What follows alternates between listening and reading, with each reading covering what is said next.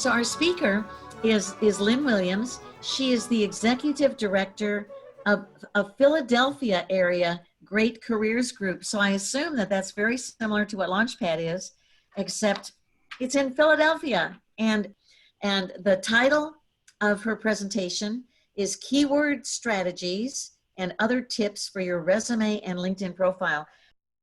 She is a PhD candidate, an EdD candidate actually.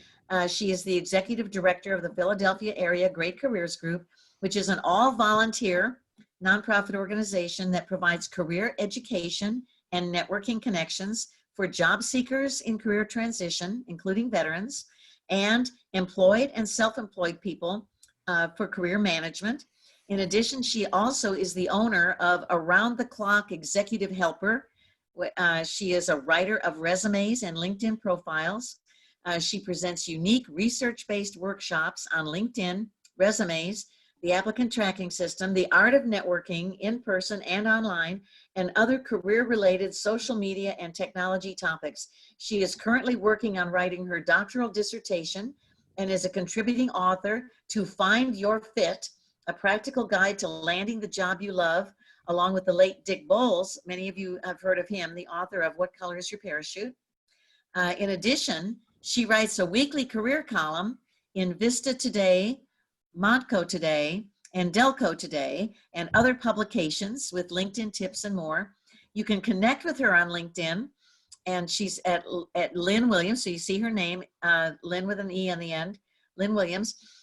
Send her not just an invite, but a personalized message. Tell her that you were part of Launchpad and that you loved what she talked about, because I'm sure that we all will. You can also go into the Philadelphia Area Great Careers website and check on that. It's greatcareersphi.org. And so, and you can become a member because we're all virtual. So there you go. I'm so excited, and I'm going to just shut off my mic and my camera and give it all up to Lynne Williams. So, and it's greatcareersphl.org. Oh, I'm so sorry. I heard you say something, but I couldn't figure out what it was. Okay.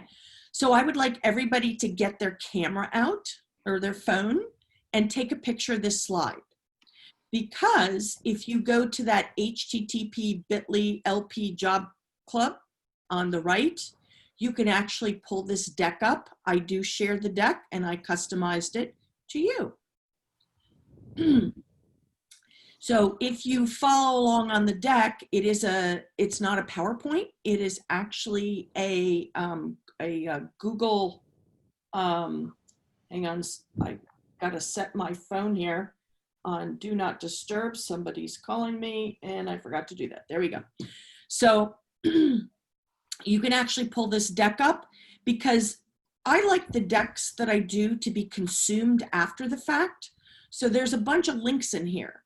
So there's live things that you can connect to by having this deck.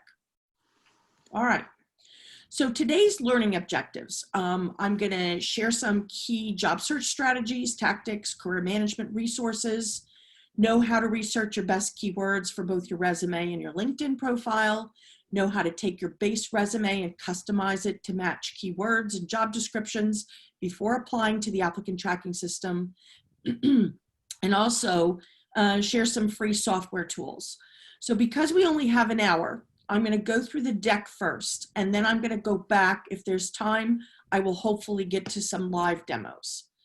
Now, if you have questions, it's very difficult for me to monitor the chat, so I'm going to ask somebody else to monitor the chat for me. I'm monitoring the chat, and whenever you're ready for questions, I'll read them to you. Okay, so it might be beneficial to have questions while I'm presenting, but it must be on the exact slide that I'm presenting on, rather than going off in a different direction, going down different rabbit holes. If we do that, then we won't have time for the whole presentation. Or you could wait till the end. So here's learning objective number 1. And you'll see that there's a couple yellow, goldish color links over on the far right. So as far as you know, job search strategies, you've got to have a modern resume, no objectives, no references, and I do not use the word profile summary at the top. You know how LinkedIn has a headline? Well, I think your headline should also be on your resume. Tell people what you want to be when you grow up. On LinkedIn, you have to have at least 500 connections, and you've got to pack it with keywords. You also need to have an elevator pitch prepared. In my case, I like something called a memory dart. So there's a gentleman by the name of Steve Woodruff who wrote an article. And if you click on this memory dart link, then you will get to his article. And you want to actually have different pitches to different audiences. So the pitches link here that you can click on after will take you to my elevator pitch or memory dart that I did when I was presenting at the Princeton Library. I think I've presented there like 10 times. So, oops, sorry. You also want to be a lifelong learner. So definitely never stop learning. Now, other job search strategies. You want to share your expertise. I love these 3 words that I learned from my professor at Penn State. He said, riches in niches. So if you are hyper-focusing on your future forward, whatever that may be, then you need to carve yourself out in that little niche, however you want to say it, of expertise. And you've got to market yourself and position yourself in that niche with your keywords. So you have to know that going from point A to point B, the shortest distance is a straight line. So if you are hyper-focused and you target yourself as such, then you can better market yourself and position yourself so other people can find you. Another thing to share your expertise, write articles, write blogs, give presentations. How I started out when I was in career transition in 2013 for 13 and a half months is I volunteered. And I'm still volunteering. Here I am 7 years later. So I read this book called The Go-Giver. It is absolutely a fantastic book. And my mantra, I'm actually connected with one of the authors, Bob Berg, on LinkedIn. And basically, if you go out and volunteer, you are then keeping your skills sharp while you are in career transition. Maybe you can go out and find a board position that you can volunteer for of some type of organization that you're very passionate about. But the one thing you may not know is that on LinkedIn, if you have a cutoff on your job and you don't have another job to take its place, the algorithm on LinkedIn prefers that you have a job in order to find a job. So instead of putting your volunteer work in the volunteer section of LinkedIn, you would want to think about putting that volunteer work in your work experience section, and you could put all the keywords related to what you're doing for that particular organization, but you could also put nonprofit volunteer so that people clearly know that you are volunteering and you're not getting paid, but it's going to fill that gap with a to present job on your LinkedIn profile. You also want to fine tune your interview and negotiation skills. So I've got a link there to Goodwill of Delaware. And if you click on that little link that's available, you can actually practice doing video interviewing for free on that link. And you can see what it is that you look like. So do we have any questions so far? I have a question. One of our people who became an executive recruiter got a tour of LinkedIn, and one of the things that he said was that in many cases, recruiters, when they're doing a search for folks, will click on a default filter that says you have to be in your current job. So if you create a job, that's your current job, you have to be in that job for something like 1 to 5 years. that Oh, that's a filtering thing. And so we've been telling people to, you know, have a current job and often the volunteer piece, but many times they haven't been in it for that long, and they've only been in it for a few months while they've been unemployed. Do you wow. know anything about that? Oh, that's the first time that I heard the 1 to 5 years. But at least we're in alignment there on having a current job. But the thing is, if you have been volunteering all along, could you put that particular nonprofit or organization or whatever that volunteer role is and backdate it? You know, that might get you your 1 to 5 years. Granted, I know it should be in the volunteer section, but desperate times call for desperate moves. And with over 40 million people unemployed, you have to do something that's going to help you rather than hurt you. So very interesting, duly noted on that 1 to 5 years. Very interesting. Okay, I will see if I can dig a little bit more on that one. Okay. Now, I don't know if you utilize this technique in your organization or not, but there's a variety of names that people call these, a handbill, a marketing document, a networking document, or we call it a one-pager. So basically a one-pager is something that you're going to give to people that you want to network with. And it is not something that you're using as a resume or applying for jobs. It's only people that you're networking with. And the thing is that down at the bottom, you're going to have your target company list. So do you have libraries that have the database called Reference USA?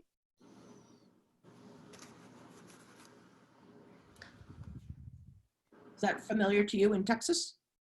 Oh, oh yes, they have it in Round Rock Okay, at the great. library.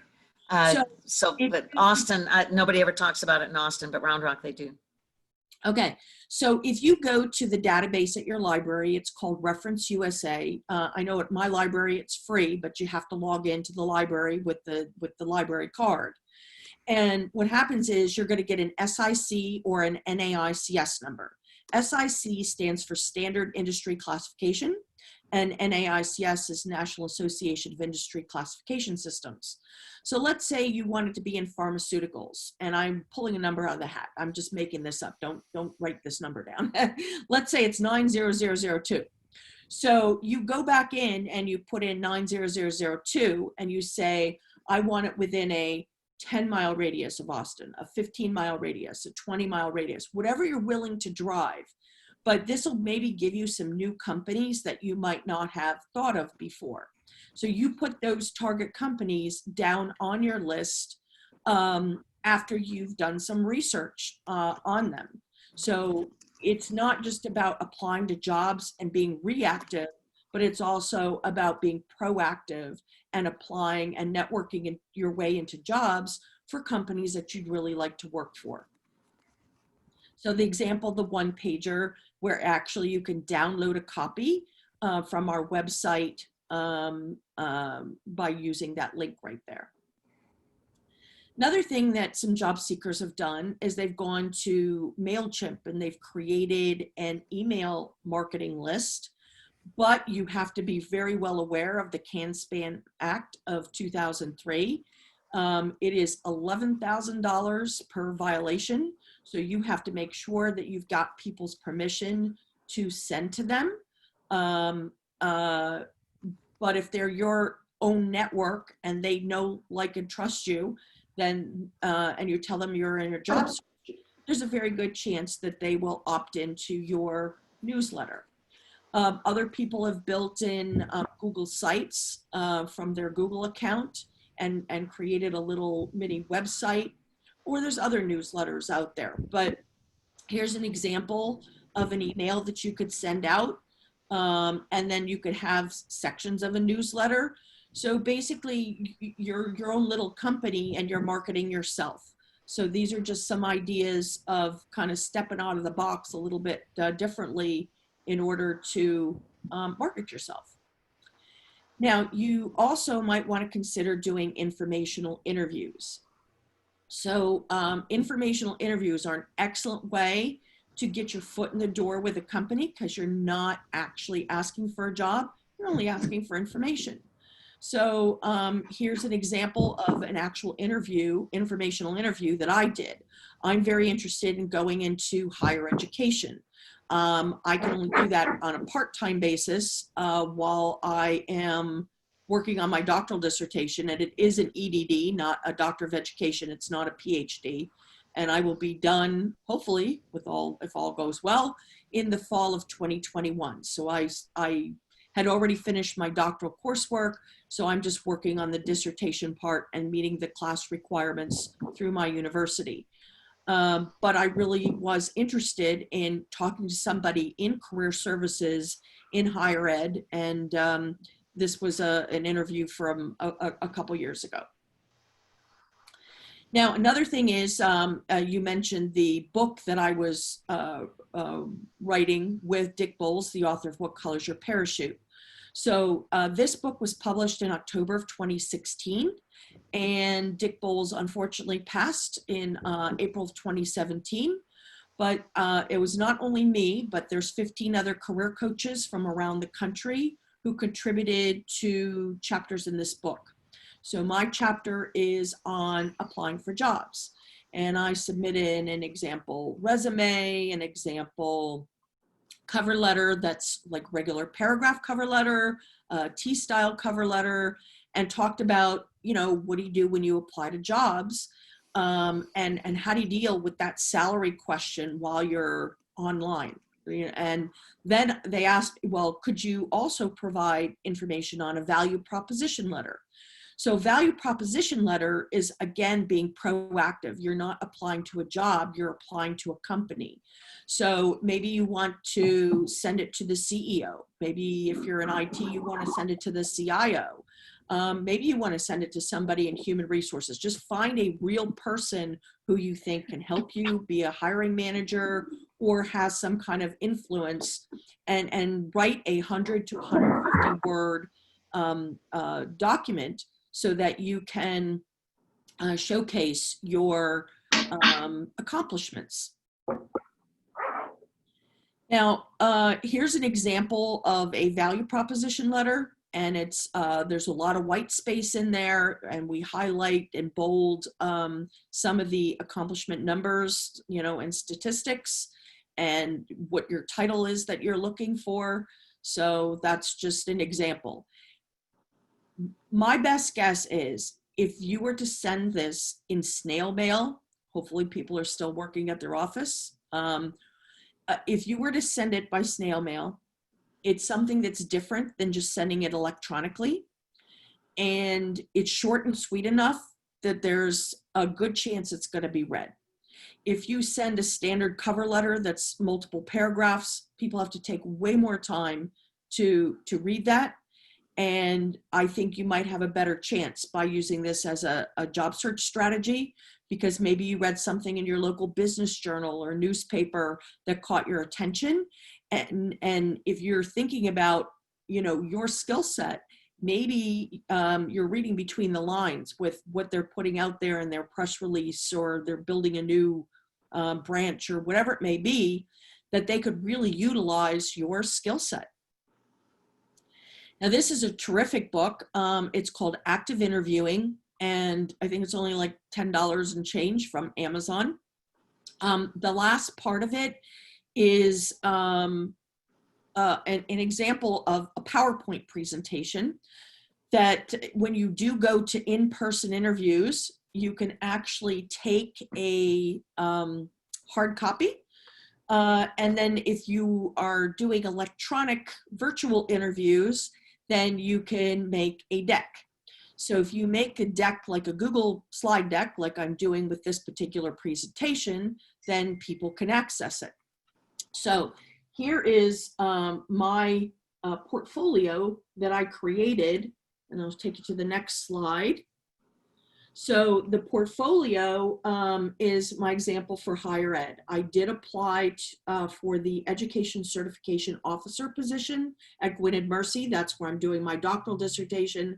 I did not get hired for that, mind you, but that's okay. But you can see that this book has like many, many, many different sections. So what do those sections look like?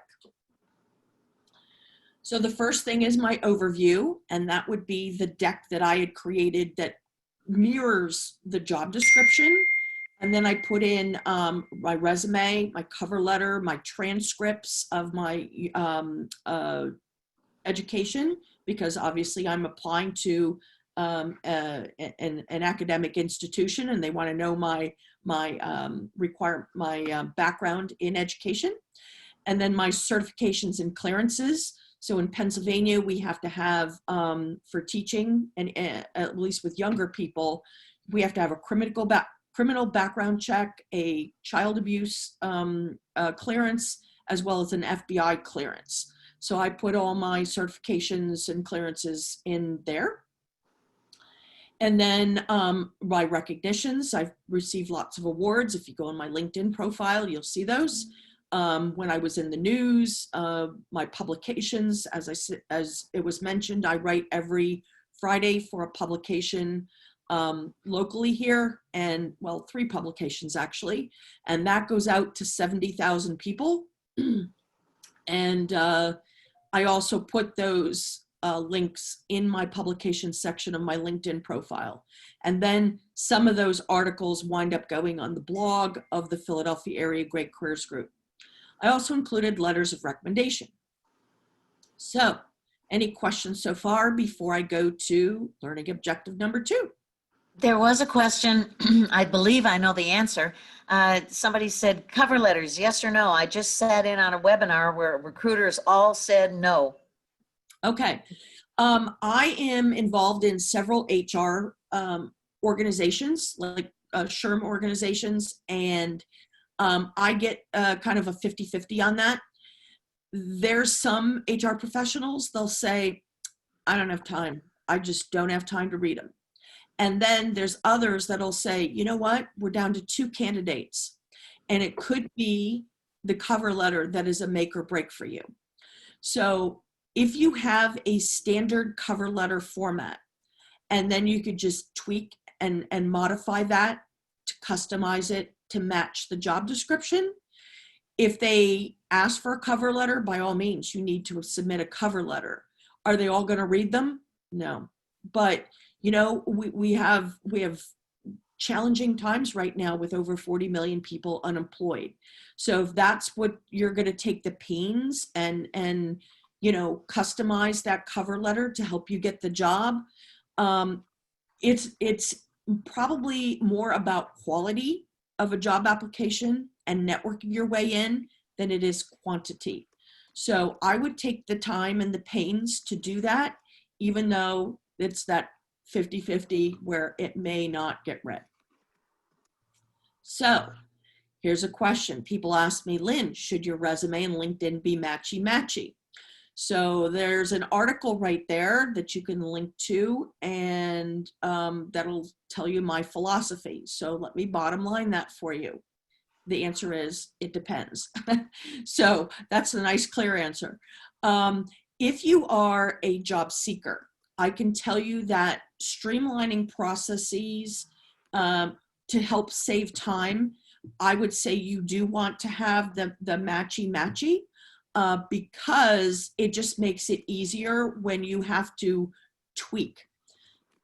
Your career documents should be evolutionary. They are not static. They are constantly moving. You're tweaking them possibly every day, every week, definitely every month, but maybe more often than that. So when we get into the keyword part with the applicant tracking system and how that works with LinkedIn, you'll kind of see what I'm talking about. So we'll go a little bit more into detail when I get to that point. Now, applicant tracking system. This was the main chapter that I wrote in that book with Dick Bowles, and then my chapter expanded from there. But I'd written an article for the Association of Talent Development back in 2014, and they published it, and it got so many likes and shares worldwide, and that's why they came back to me 2 years later and asked me to write the chapter in the book. So I've been talking about the applicant tracking system for 7 years now, and I cannot possibly know all over 200 platforms of ATS systems. and technology changes daily, as you know, hourly, that and there's AI and whatnot that's coming in now. So I just give tips and best practices and strategies, but I think you need to know about the applicant tracking system and what strategies you should do or have in order to deal with it. You know, it's not going to go away, but you have to have some knowledge so you know how to deal with it. But basically what it does is it saves HR professionals time, especially in large companies. When you're dealing with small companies, you've got humans. So the humans are going to look at a resume that you're going to attach by email or send in snail mail. But when you got larger companies, they have online applications, systems, and it might be like a Workday or an iSIMS or something like that. So when you submit your resume, there's two words that you need to worry about. One is called upload and the other one is called attach. When you see the word upload, that is a surefire thing that you can assume that it's an applicant tracking system. And therefore you're going to have to send something up, which I call a deconstructed resume, which means a resume with all the formatting taken out. When you get to that end of that application process, then that is something where they might say, hey, do you want to attach a resume? Do you want to attach a cover letter, etc.?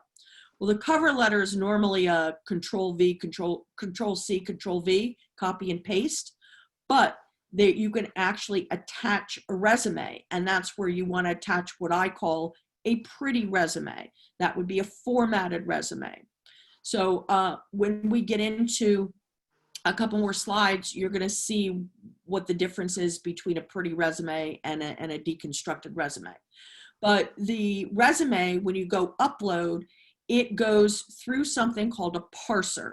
And the parser is going to do a mathematical score of your resume through something called contextualization. So contextualization is where it's not only reading the keyword, but the words before it and after it. In other words, it's reading whole phrases. And so you want to get the highest score and your resume has to match. So I believe in having a base resume. And then with the base resume, you're going to go file save as ABC Company 62620. File save as XYZ Company 62720.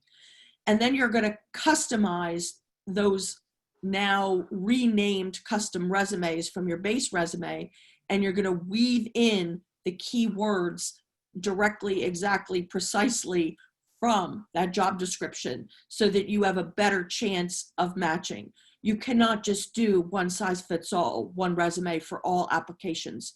You have to take the pains. And again, I said quality versus quantity. So you have to take the time to make a quality resume that matches the job description in order to beat that applicant tracking system. Now, I'm going to do a live demo, but I might do this at the end because I want to get through a few more slides here. But I have instructions for a Google Doc. I have instructions for a Google Sheet and how I would take a job description and deal with it. And then I have instructions on how to make a word cloud banner using wordart.com for your LinkedIn profile. So that's one thing we're going to go and spruce up your LinkedIn profile so it doesn't have that plain blue background. But I use that wordart.com for a couple reasons. Now, also we're going to talk about how do you take that base resume to match the keywords in the job description before the ATS. So here's a couple visuals for you. Now, this particular article on the right, what recruiters look at during the 6 seconds they spend on your resume, that is an article from 2012 that Business Insider printed. And Business Insider was talking about a study done by the Ladders, a senior executive platform. And they had recruiters look at two kinds of resumes. One is a black and white resume, and that is on the left. and the other is a resume that had these shaded bands on it, and that is on the right. So after extensive research, and they were looking at where the recruiter's eyes were going, and they did heat maps of where the eyes went. So you can see on the black and white resume, the heat maps go for 2/3 of the way. And on the resume that has the shaded bands, it goes from top to bottom. So I look at the shaded bands and say, gee, this kind of reminds me like a PowerPoint. You're going to tell them what you're going to tell them, you're going to tell them, and you're going to tell them what you just told them. Well, you can't do that third part when you're doing a resume and a LinkedIn profile, but those shaded bands are more like, you're going to tell them what you're going to tell them, and you tell them. You're going to tell them what you're going to tell them, you're going to tell them. Tell them what you're going to tell them, and you tell them. So as a former K-12 teacher, it also reminds me of a textbook where you have titles and or headings and subtitles or subheadings, and then you've got your text. So a novel will just have straight text. But when you're dealing with a textbook for schooling, it has the chapters broken up so that you know exactly what it is that you're reading. But because you've got these shaded bands, I use blue, as you can see on the left, that actual pop of color does help with your brain. So if you were to go to colorpsychology.org, and you would see that blue has more positive connotations than negative. So that is why I have chosen blue. But remember, I told you that a lot of people have the word profile summary at the top of their resume. I think that was in like slide 2 or 3. So you want to remove the word profile summary, and you want to replace it with something that looks like your LinkedIn headline. So in the case on the left, it says sales, business development, sales management, leadership, sales process, training, and account executive. These are not only job titles, but keywords for this particular person. And then you put your value proposition in, you put your core competencies in, otherwise known as skills. Those are all keywords. And if you notice, I put them in alphabetical order. Well, I'm logical. I used to teach math. I used to teach language arts. I'm a teacher. I believe in logic. And when I see that list, my brain automatically picks up that it is in alphabetical order. So let's say I was looking for somebody who was an executive assistant, and I'm a hiring manager. So my brain might go to W Word, E Excel, P PowerPoint. I need to know that that person has what I need as a hiring manager to do that job. And then my eyes will go all over the place looking for other words that this person says they have. Oh, this is great. They have this and this and this and this.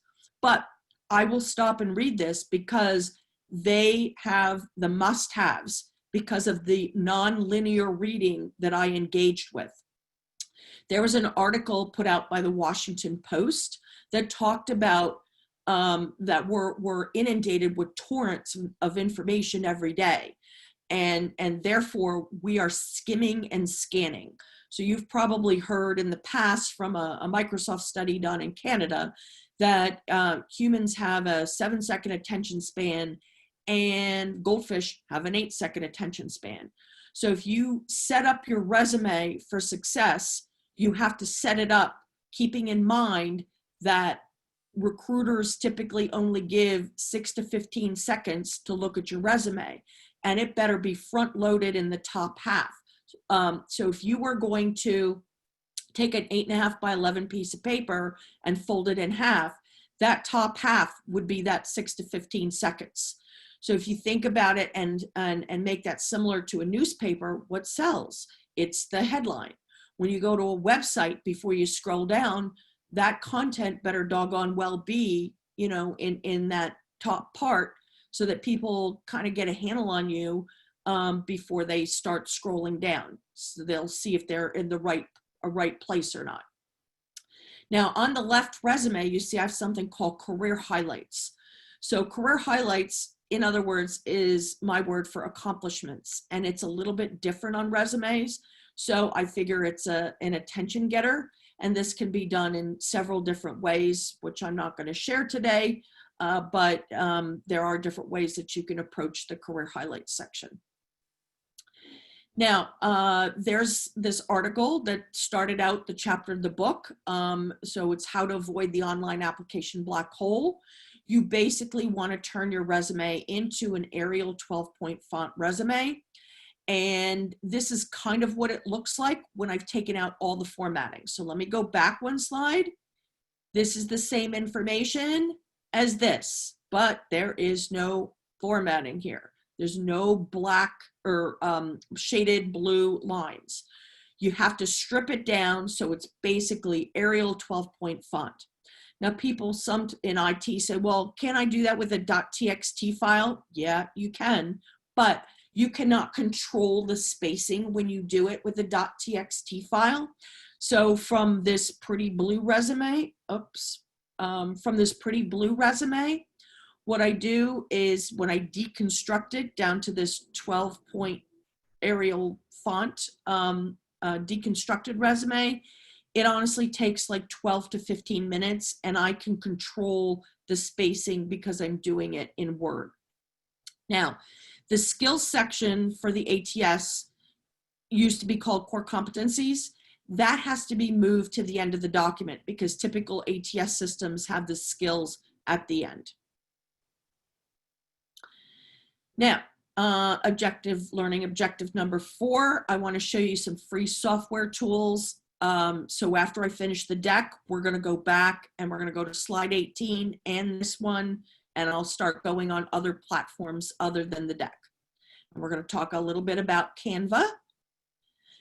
And I want to share that we have LinkedIn speakers that are coming. We just had a whole bunch last month. So this is kind of winding down the rest of the summer.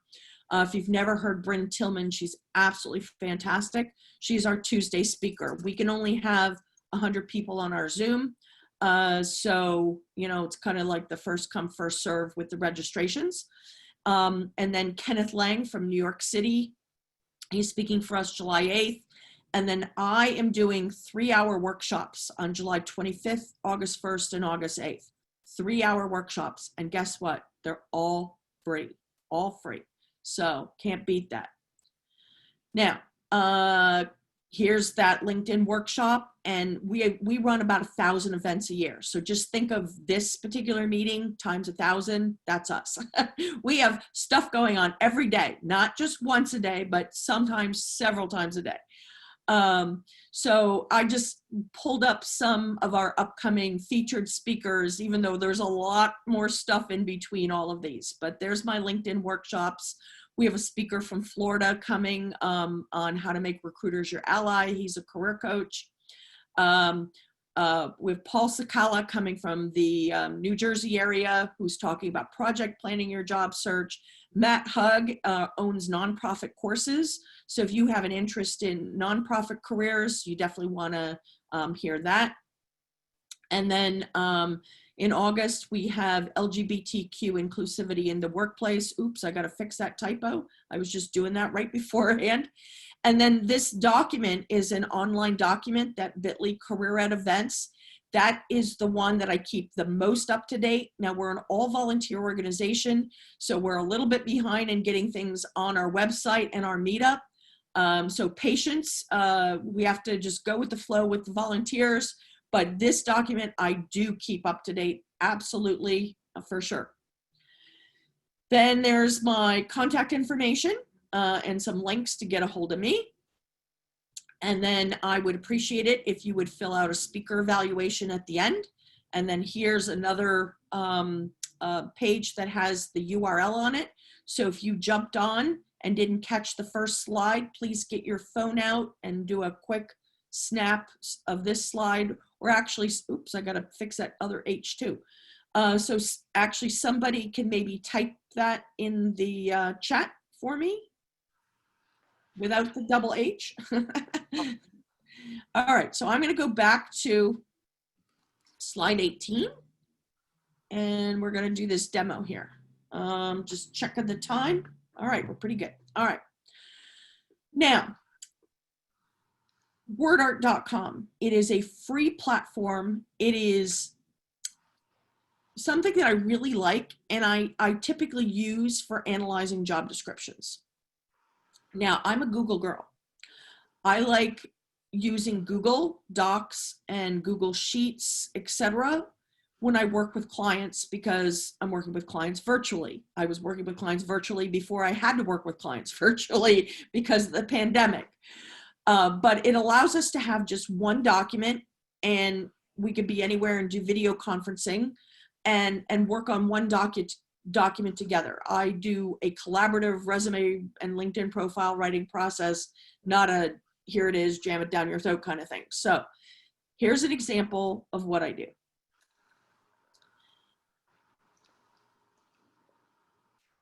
All right, so here's the Wordart demo step by step. So I'm going to do this live so you can see it, but I wanted you to have the instructions step by step so that you knew how to follow this and you could do this after the fact. I found this job on LinkedIn. Now, the job has been taken off, it has been filled, but what I do is I copy and paste the job descriptions into Google Docs. And this part talks about Aramark is the company, and it talks about the company. We don't need that. That's not really the relevant part of the job description because it's just about the company. So then I have this job description and then I start reading it carefully. So instead of printing out a piece of paper and getting your highlighter out and figuring out the keywords, I like to have it electronically online, because when they remove the job from online, I still have an electronic copy of it, and I can, if I get an interview, I can then speak directly to the actual job application to which I applied that they're now wanting to interview me for. So I read it carefully and I highlight what I think are the key words. So then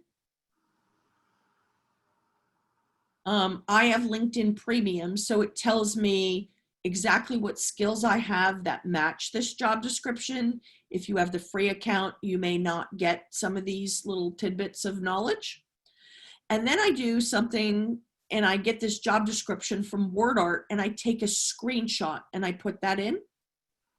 And then I can also get a visual from wordart.com, and you can see that the biggest words are the ones that are being used most often in the job description, and then the second biggest words, and the smallest words, etc. So I've got a numerical list here with a screenshot, and then I also have a visual.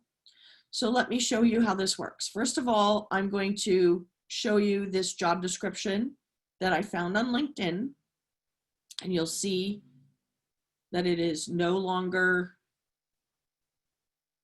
open.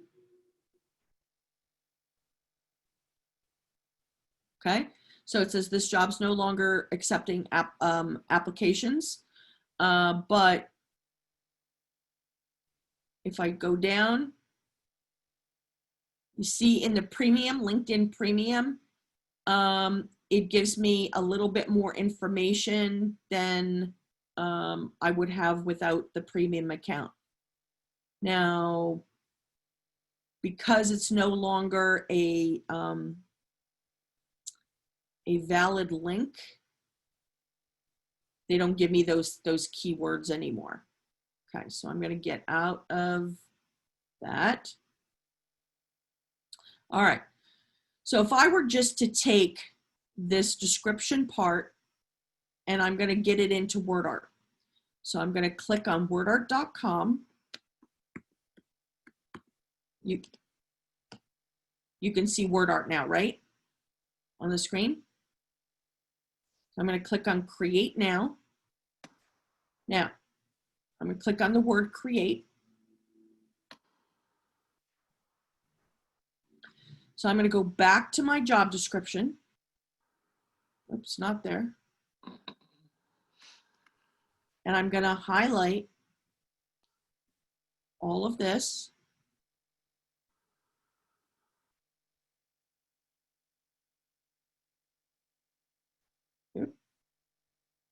Okay, right click, copy, or Control C, go into Wordart, and you see up in the top left, you see the word import.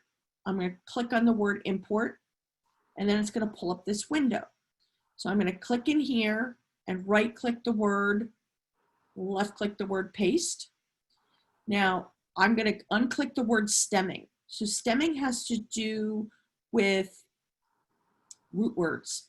So strategic is a root word of strategically. If you think of the word place, you got place, places, placing, placed, placement. That's a root word with all the other versions and variations upon it. In this case, I want to unclick stemming. The reason being is I want exact matchy. I don't want the root word. Now, the remove common words, that's like a and the, and then remove numbers. I don't need numbers. But I'm going to go back and clean this up a little bit. I don't need the headers or the titles. So specific responsibilities include, I don't need that. That's just, you know, a section break there. And there may be others, but I'm just going to qualifications. Okay. That's just a header.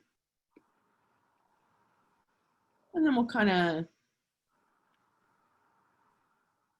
applicants for the job. Maybe I copied a little bit too much. Top skills. We have the skill. Okay. So I could clean this up a little bit more, but I'm going to just speed it up by just saying, okay, I'm going to click on import words. So right here in just a second on this absolutely free platform, what I've done is I've now gotten sales, strategic, proposal, development. So let's go back to that document. Strategic, proposal, sales, development. See? So it's where I'm getting this from is basically just taking a screenshot of those first two columns. And if you wanted to get more screenshots, you just scroll down, you know, depending on what those words are. But when you get into the onesies and the twosies, I just ignore those. But you may want to take note of some of the other words. These are the words, folks, that you need to weave in to your job description application materials, because these are the keywords that this company says are important to them because they're written that many times in the job description. So I'm going to, if I click on the word visualize,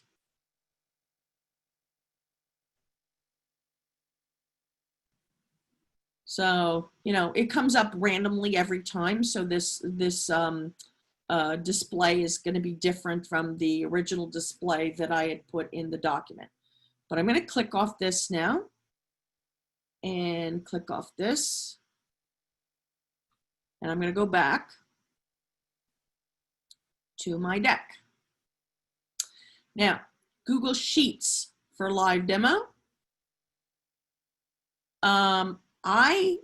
This is only part of my system. I do have a system that I have set up, but what I want to do is I want to have data-driven decision making. So I will take those keywords from the Wordart. I will take my keywords for my skill set, or in this case, a client skill set, and I'll combine the different words into a spreadsheet. And then I'm going to look them up. Now, looking up words on LinkedIn, that has to do with LinkedIn's database, versus looking up words for a job description. Each job description is its own little system of bots if it goes through an applicant tracking system, versus LinkedIn's database is its own set of bots. So there is no right way or wrong way to do this. This is my way and how I kind of weave an art and a science in between trying to find things out. So I had already looked up some of these words, and then I also look up what's already on people's existing LinkedIn profile, and I ask them to analyze their keywords. Do they have the right keywords? So what are we going to do here? We saw that management and training and customer service, all these words were in the job description. So how am I going to look these up? Well, I take the word management and I right click, copy. I go into LinkedIn And then I'm going to click the Jobs tab. And then I'm going to click in here, right click, paste. And now I'm going to look at these jobs in, I haven't gone to Austin, Texas yet. So let's just do that. Austin, Texas metropolitan area.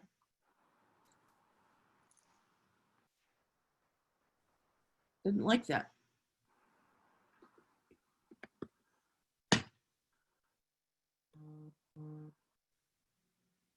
I'm confusing LinkedIn. Okay, so you can see management has 17,659 jobs. So I'm going to go back to that spreadsheet, 17,659 jobs. Then I'm going to click on training, copy, paste, and I've already got the Austin in there. So I just have to click search. And now I'm going to get 13,789. And I'm going to put that in there, 13,789. So as I do this with all the different columns that I have going, because I look at things alphabetically, I look at things from LinkedIn, I look at things from the job descriptions, I look at LinkedIn's database. This is a Google Sheet, so it works very much like Excel, except that it's live and living. So if I wanted to take this list, and I don't need to highlight the top line, line 1, and I click on data, sort range. Now I want to sort column B from Z to A because I want most to least. This now gives me data that I can look at and examine and make decisions about and say, okay, which words am I going to go into my resume and tweak and change and modify so that I match the job description, and then which words based upon here am I going to look up or put on my LinkedIn profile. So to take this one step further, I want to show you the word budgeting. Maybe you're in finance. If I were to click search for that for Austin, Texas, I have 1,458 jobs. Well, let's just tweak that to a different synonym and do budgets. It's increased now to 1,875. Now, if I were to take it and just do the basic word, 2015. So I may have the word budgets or budgeting that I have on the job description. So my resume has to say one thing. My LinkedIn profile for where all the keywords have to go is going to say another. It's going to say budgets, budget. Let me do one other example. Project manager, and I click search, and it's 1228. Now, if I were to take that R off and go to project management, and I look again, 3453. So you would want to be using project management in the sweet spots in LinkedIn where the algorithm reaches out to touch and look for those keywords, but you'd probably want to still use project manager also. But you have to think about, gee, the headline that has a heavy weight with regards to the algorithm, the job titles have a heavy weight. So let me take you to my LinkedIn profile so you can see what I'm talking about. Now, as of a week or two ago, you can now get extra more than 120 characters in your headline. I think it's up to 220. On the mobile device, it was up to 210. But I haven't seen an updated article on LinkedIn's knowledge base last I checked to see exactly what that number is. But if you go down to the job titles, you can see my job titles are embellished up to 100 characters. So those are other places where you would want to put keywords. And then there's other places for keywords too. But I just wanted to show you that I do work between a Google Sheet and I analyze data and I work with a Google Doc. Whoops, that's not there. I must have closed it down. Okay, and I work with Google Docs to analyze the job descriptions and the keywords. And then I want to show you how to make a Wordart word cloud banner. So if you click on that, that'll take you to our website. And you want to look at all the blogs. There's over a year worth of blogs there. And this gives you the step-by-step instructions. But I want to do that live right now so you can see. A picture's worth 1,000 words, and it's much easier if you have a visual of this. So if I'm going to click on Create Now, and then I click the word Create. Let's say I wanted to pick 6 words that I wanted to really hone in on. So what is it that I do? I do LinkedIn profiles. In this case, I can type 2 or more words in versus when I'm analyzing a job description. The bad thing with Wordart is that it only analyzes 1 word at a time. So even though you know and I know that internal audit go together, higher education go together, it'll only analyze internal and audit and higher and education singularly. But when I'm making my profile banner, I can do LinkedIn profiles, career coach, resumes, ATS, whoops, reinvention, whoops, I made that capitalized, I didn't mean to do that, reinvention. All right. Spelled that one wrong. I sure did. Okay. And then transformation, I don't know, whatever I want to put in there. So now what I'm going to do is, what are the 3 things or the 2 things that I really want people to know about me? So LinkedIn profiles, I might give that a weight of 15. Resumes, I might give that a weight of, I don't know, 19. And then ATS, I might give that a 10. Reinvention, I'll just pick some numbers out of the hat here. Transformation, I spelled wrong too. Let me fix that. Yeah, you definitely want to not have spelling errors when you make your thing here. All right, career coach, I might make that a 5. So that's to just fill in. So then I click the word shapes. In this case, I want geometric. And if you look at the square, you see a square. What you don't see is that there's actually a settings wheel on the square where it's at the bottom right-hand corner when you hover over. You see that little thing there? You just click on that. Now the aspect ratio is really a 4:1 for a LinkedIn banner, I think.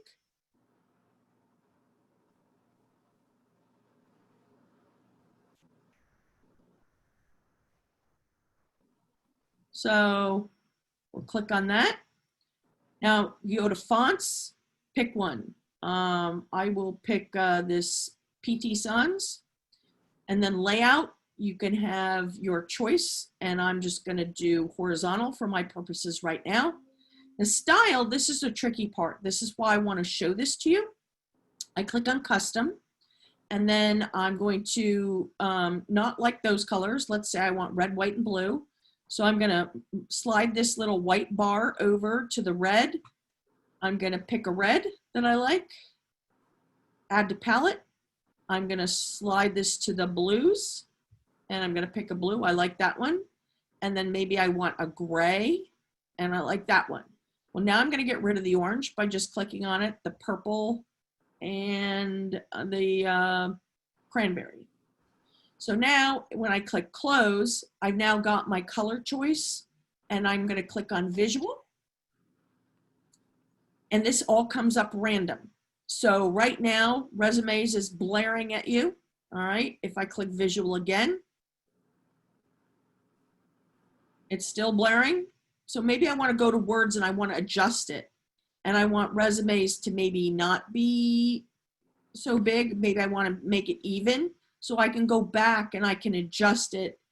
But just know that if I don't save it along the way, I'm going to have a problem with it. Now, I know we have very little time left, so I want to show you Canva. And I think I'm going to have to stop share, reshare. I'm not sure. Because I'm going on another Google platform. I have a couple different Google platforms. So stop share, reshare. You can go over 11:30. Take your sure? time. Yeah. Right. Okay. So we have a nonprofit account for Canva. So we have like 10 different users. And we share these things. We make them for squares for Instagram. We have certain dimensions of pixels for Eventbrite, and then certain dimensions and pixels for Meetup.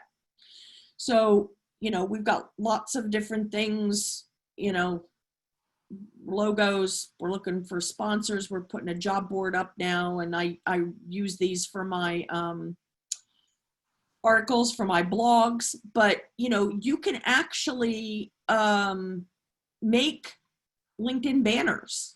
Okay, so if I were to click on create a design, and this is all free, by the way. So click on create a design, click on social media, and then I'm going to type in LinkedIn banner. All right, I don't know if this is going to give me what I need. Okay, we'll go to resize. So what did I say? LinkedIn was like a 4x1. So let's go 1600 by 400. Resize. All right, then there's all these different templates, or you can create your own. So you want to customize that LinkedIn banner so that you have, make a statement as to what you do.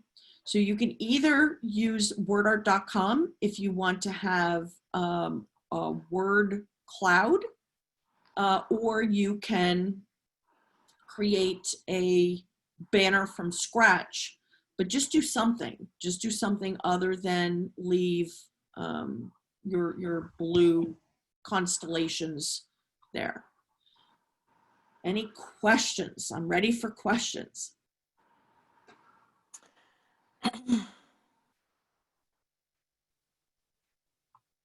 There are no questions. I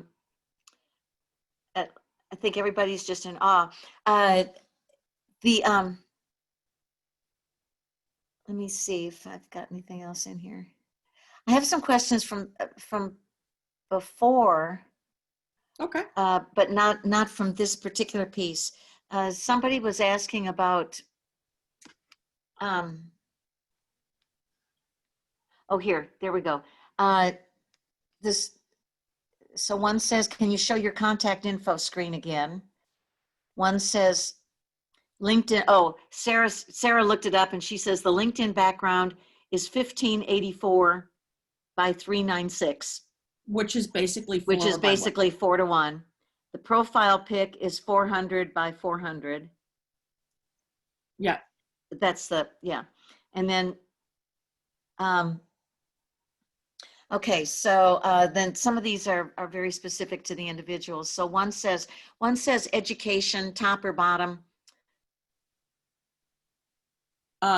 For a resume. On a resume. Okay, so that might be our friend that just graduated from college. It's not, but okay. It might be a different one, but yes. If you go with the flow with corporate America, education is typically at the bottom. Okay. Not of a resume. It's not, definitely not at the top. Even if you're a recent graduate? Yes. Your professors will teach you to put your college at the top. you've got that piece of paper. It's time to get with the program and get with corporate America and put it at the bottom. Okay. And then this person says, I have many gaps and short gigs. How do I handle that on LinkedIn and on a resume? Okay. So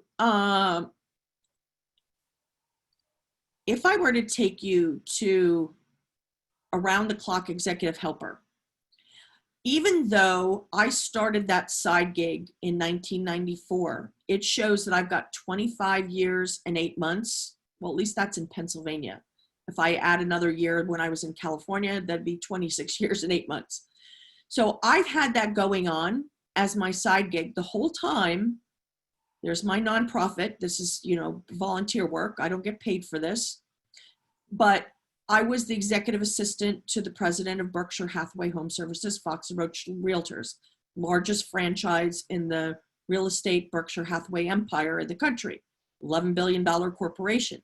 So I still had this side gig while I had my full-time job. While I worked as a teacher, I still had my side gig. So if you have been doing something consistently, maybe you're very passionate about a nonprofit, or maybe you've been a stay-at-home mom and you've been doing, what's it, home engineering or whatever that title is. Domestic engineer. Or and you've been running the homeroom organizations and Girl Scouts and events and Boy Scouts, and maybe you've volunteered for one of your industry organizations. Maybe you are doing elder care. You have to deal with this on LinkedIn. You've got to fill the gaps.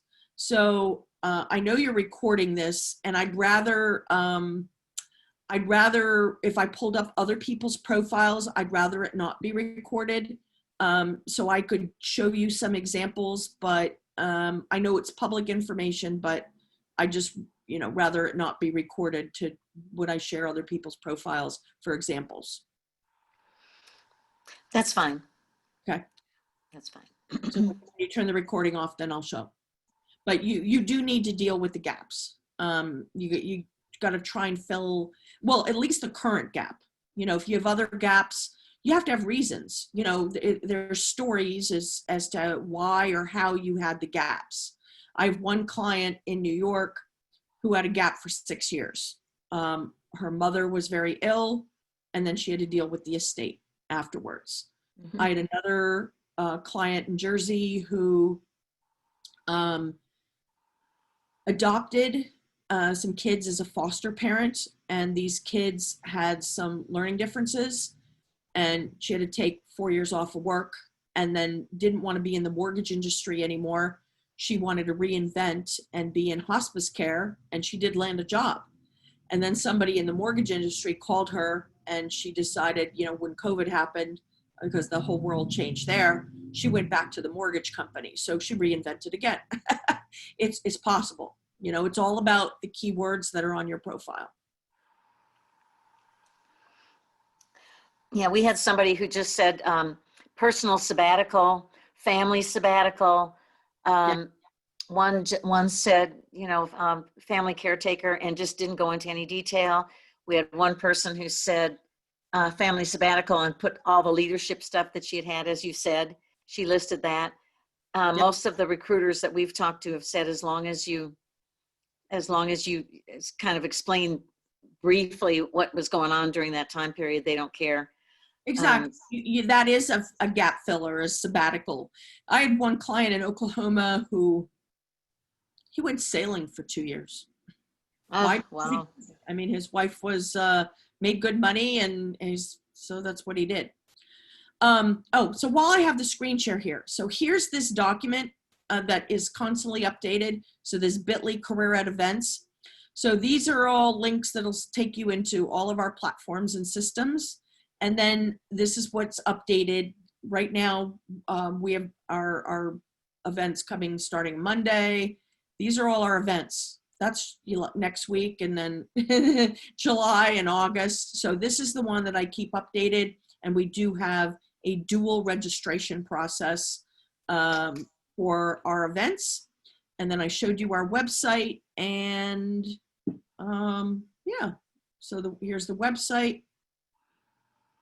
So, you know, dive in, all our contact information, and follow our LinkedIn company page, and join our LinkedIn group. And, you know, the LinkedIn group is interactive with everybody. So, whereas the company page is just our brand.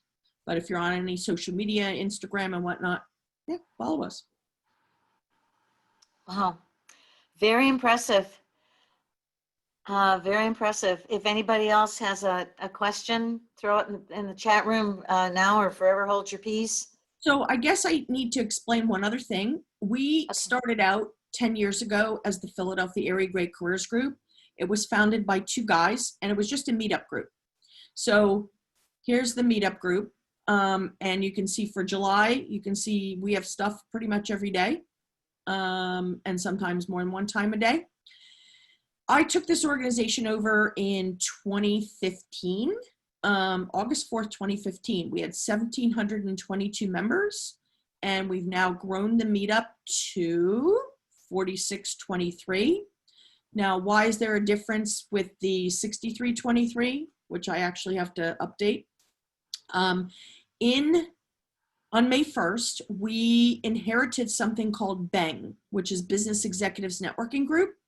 And we are now in 6 states and growing once we, you know, get ourselves established and sorted out with this one. And BANG is Business Executives Networking Group. So it's all mid to senior level executives and C-suite.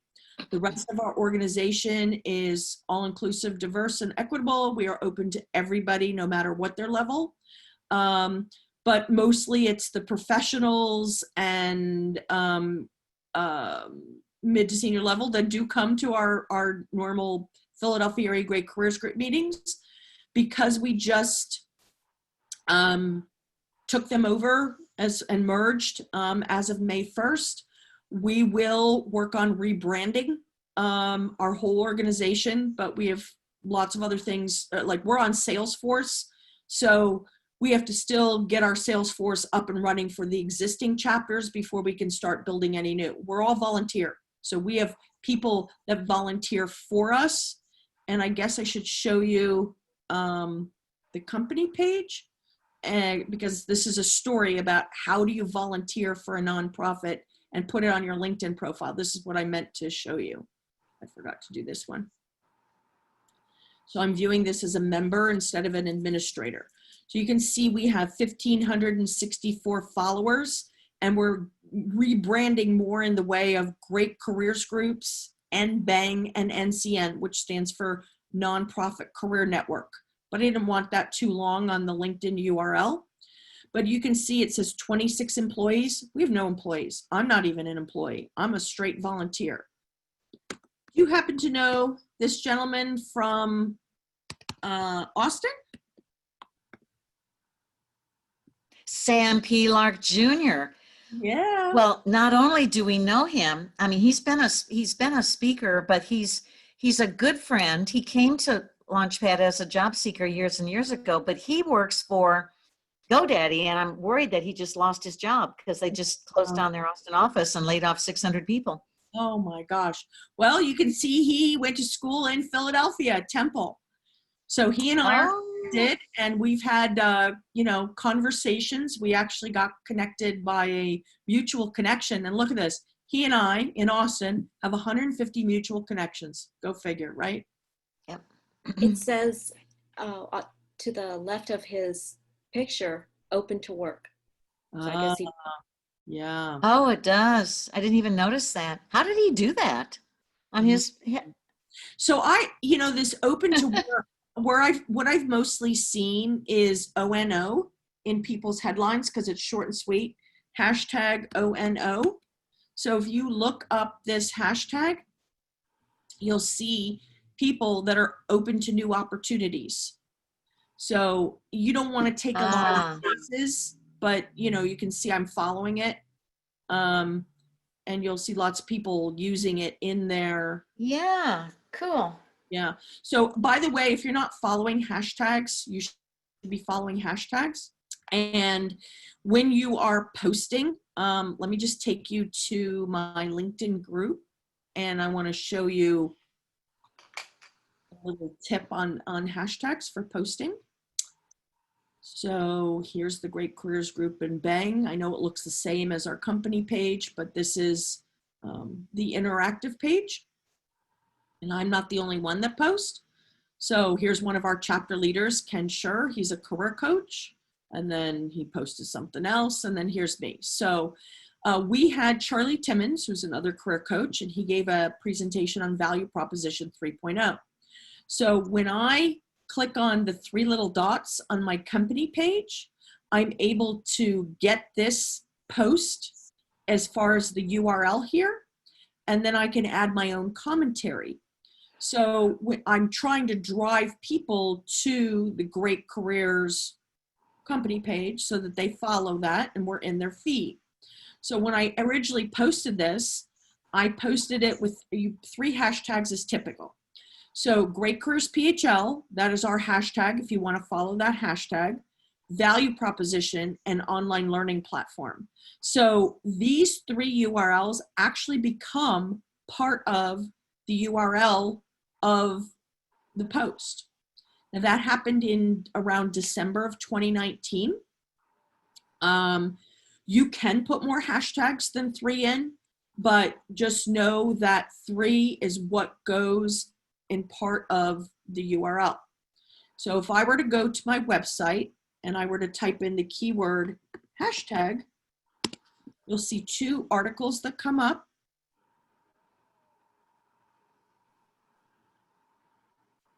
So hashtags matter and how to create and follow hashtags. So it's the hashtags matter one. No disrespect to our current state of the country. This was written back in December.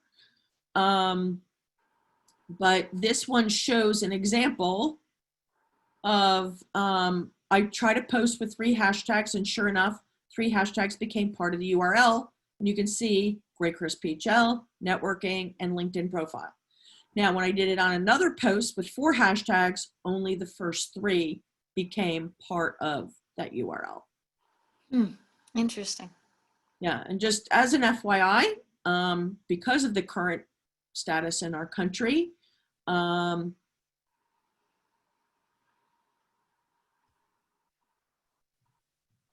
come on, LinkedIn. Oh, somebody sent this comment that says LinkedIn sent out an invite a couple of days ago to put that frame on the picture, and said I added it to my profile as well. And then somebody else said, open to work photo frame. It's a brand new photo frame feature that LinkedIn launched as a photo visual indicator to recruiters and others. Wow. And then somebody else said, how can I access open to work photo frame? I wonder if you have to have a paid subscription before you can do that. I don't know. Premium. You know what? You just planted the seed for my next week's article. So thank you. So, all right. So you can put some of your key work in the featured. And I love this quote about attitude. But my last article that I wrote was on Black Lives Matter. And so, you know, if you read that, if you want to comment or share or like or whatever, I'd appreciate that. But you can also see all. You can see lots of other articles that I've written. And I haven't written a lot, but there's a couple good ones on here. Why getting noticed on LinkedIn is important for your career, reinventing and repurposing, outreach and being the voice on for people with autism or Asperger's, and then on branding, personal branding online. And then here's this original applicant tracking system article that kind of started it off. Couple other things. Let me go back to my profile.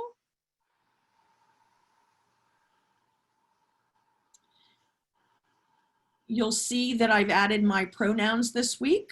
I actually wrote an article for Pride Month, and let me just show you how you can access these articles. The gentleman He charges for them after certain point in time. On Vista Today, Monco Today, and Delco Today, so this is what goes out to 70,000 people. But if you go here and you type my name in,